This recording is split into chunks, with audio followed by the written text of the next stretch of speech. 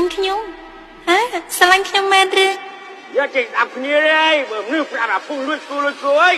តែមកចាប់ទៅចាប់អញងួបแล้วអើយចង់បើ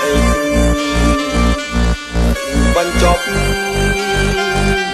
បងមិនគាត់ពុំមានឡើយសុំតែថាមេត្តាចុះត្រានត្រូវកុំយកបងជាឈ្មោះចង់បែកលោកគេក្ដី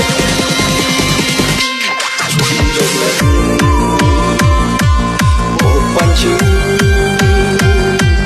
មិនចង់លឺមិនចង់យល់ទុកឲ្យបងស្ងប់ចិត្តផងនេះមួយជាបាល់ភាពអំពើស្លាប់ស្នាមអានុសាចាំអូនមានថ្មី